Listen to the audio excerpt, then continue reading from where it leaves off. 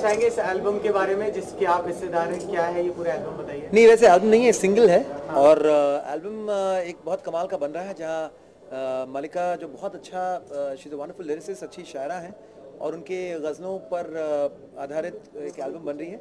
लेकिन उस बीच में ये गाना एक्चुअली आप कहें तो एक बेट पर हो गया कि ऐसी बात चली थी, वो कह रहे पुराने गाने लोग पसंद करते हैं, तो मैं कह रहा पुराने गाने तो लोग पसंद करते हैं, लेकिन उस तरह का अभी बनाएंगे तो लोग पसंद नहीं करेंगे, उनको आज वाली ट्रेंडी चीज़ें चाहिए। तो बोले ठीक है, मैं गाना बनाती हूँ, उसमें एक पुराना स्टाइल का पूरा फील रहेगा, आप गाना गाओ, देखते हैं चलता है कि नहीं चलता है। तो मैंने ठीक है, तुम अपना खर्चा कर रही हो ये कर रही हो, मैं करता हूँ।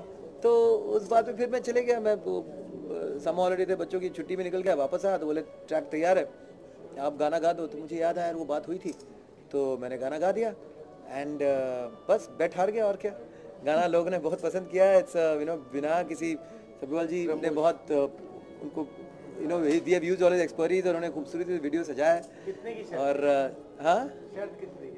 हिट या फ्लॉप की? गाना हिट हो गया, यही शर्त। बहुत ज़्यादा की थी यार शर्त, उतना मैं दे नहीं पाऊंगा। मुझे लगा मैं जीत जाऊंगा, मुझे मिल जाएंगे वो पैसे, लेकिन आई थिंक मलिका आ गई। अच्छा, मलिका आ गई। Wonderful wonderful. आप उनसे ही पूछ लीजिए शर्त कितने की थी। आने दो ना ही मांगे तो बेटर है, लेकिन पार्टी को ही दे रही है, पार्टी वही दे रही है। एक्चुअली हमारी आर्गुमेंट ये थी कि नए गाने लोग पसंद करते हैं, पुराने गाने इतना उस स्टाइल के गाने पसंद नहीं करते हैं, और आपने कहा कि नहीं वही पसंद करते हैं, and you have proved yourself right, क्योंकि लोगों ने बहुत पसंद किया इसको। बाकी आप ही बताइए। कैसा था एक्सपीरियंस शान के संग काम करने का? Always, I think Shan is a marvelous person and you love working with him. So I think, like, take one name who does not love working with him. I'll also say something then. और इस गाने के बारे में कुछ बताइए। गाने के बारे में तो हमारे देश की जनता बता रही है, मुझे बताने की जरूरत शायद नहीं है। अच्छा, आपको लगता है कि नहीं मार्केट जो इस समय का करंट मार्केट है वो एल्बम्स को ज़्यादा एक्सेप्ट नहीं कर पा रहा है? एल्बम्स की इतनी सेल नहीं है कंपेयरिंग टू फिल्मी गाने, उसके ऊपर आपको लगता है उसके बावजूद ये एक ट्रेंड सेट कर पाएगा? सेल तो फिल्मी, हाँ आप ही बता दीजिए। सेल तो जो है ना, नहीं, मैं एक बहुत छोटा सा एग्जांपल दूंगी कि पहले नाम रखे जाते थे स्टैनली, ये वो and all English names. Now people started keeping their kids का नेम धर्मा, विश्वा, ऐसे, because with these kind of names they are expecting कि after 20 years those name would create another kind of a era. So albums का ज़माना गया ज़रूर, अब शायद वापस आ रहा है और हमारा गाना उसको लेकर आ रहा है। और शान, आपका रिएक्शन क्या है? मैं तो अब तक विश्वधर्मा में ही अटका हुआ है। ये जो पेरेंट्स आप सबके लिए इतनी दूर दूर की सोच लेती है यार, ये कमाल है। नहीं, मैं वाकई में I am very impressed with Mallika's sense of poetry, thinking. She is so young, मुझे वैसे सबके सामने तो नहीं, लेकिन वैसे अंकल बुलाती है, और उस हिसाब से कई लोग ही अंकल बुलाते हैं, इसमें कोई क्या कह सकते हैं, वो तो ठीक ही बात है। लेकिन आई am very surprised that the younger generation has such इतनी अच्छी सोच वाली हैं। I'm so sorry, I'm interrupting. I asked his age. He told me the clear age. So I started calling him uncle. He said नहीं, अब 10 साल कम कर लें, तो मैंने कहा नहीं, अब हो गया। It's done.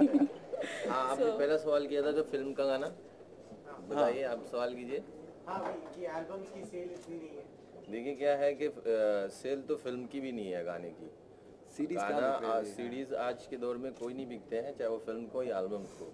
और सबसे बड़ी बात यह है कि फिल्म का हो या एल्बम हो, गाना आप अच्छा बनाइए, पूरी दुनिया उसे पसंद करती है। और आवाम ये नहीं देखती है कि ये एल्बम सॉन्ग है या फिल्म सॉन्ग है, वो ये देखती है कि गाना अच्छा है या बुरा है। तो दो ही चीज बहुत अच्छे हैं तो सब चुप हो जाते हैं। हाँ, और रोमांटिक का जब नाम आता है सबसे पहला नाम आ जाता है। ये बात अगर हमारी ऑडियंस तभी समझ पाएगी अगर कोई दो लाइन हो जाए तो। हाँ बिल्कुल बिल्कुल। फिलहाल तो मैं अभी साहिल को बाहों में लेकर खड़ा था। नहीं बिल्कुल, देखिए जो हो रहा है वो उसको कोई इंसान तो रोक नहीं पाता, ये चीज़ें हो जाती हैं, और फिर उस पर कैसे वो जूझ पाएंगे, वो ही जूझ पाएंगे।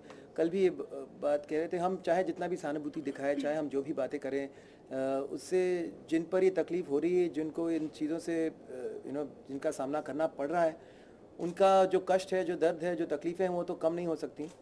तो बस यही कह सकते हैं कि ऐसा क्यों होता है, अगर कम हो तो हम सबके लिए अच्छा है। इससे पहले उत्तराखंड में भी ऐसा हादसा हुआ था, कई लोगों का मतलब लोग, जान, प्रॉपर्टी बट हर साल जब भी बारिशें होती हैं इस तरह की चीज़ें हो रही हैं, और इस बार कश्मीर में हुआ है। यही है कि अगर हमारी इंफ्रास्ट्रक्चर और ज़बरदस्त रहे, अपने रास्ते वस्ते सही रह जाए, तो ये जो लोगों तक पहुंचने की जो कठिनाइयाँ हो रही हैं ये ना हो, जल्दी से उनके लिए जो भी अनाज है, जो भी रिलीफ है वो मिल जाता है। लेकिन I think the roads transportation वो एक ही रास्ता है, वो बार बार बंद हो जाता है, इसलिए काफ़ी ज़्यादा दिक्कतें हो रही हैं। वरना ये चीज़ें होती हैं, हमें इनसे जूझना पड़ता है। आज कश्मीर में हुआ, कल मुंबई में भी होगा, जहाँ भी होगा we have to fight it and we have to each for their own. किसी के कोई कहने से, किसी के कुछ कहने से किसी का दर्द हल्का तो नहीं होता। आई थिंक सहानुभूति और सांत्वना दोनों ऐसे शब्द हैं जो सिर्फ शब्दों में सिमट कर रह गए हैं। भावनाएं व्यक्त करने लगेंगे तो शायद अपना गाना भूल जाएंगे, क्योंकि कहीं ना कहीं दुर्भाग्यवश ये सारी घटनाएं बहुत दुखद होती हैं। और मैं एक राइटर हूँ, मुझे इन सब चीज़ों के बारे में सुनकर या इन सब चीज़ों के बारे में पढ़ के बहुत तकलीफ़ होती है। कोशिश करूँगी कि मैं कुछ जो मुझसे बन पड़े मैं करूँ। शब्दों का खेल खेलना मुझे इन सब तकलीफ़ों पर नहीं आता। Thank you so much.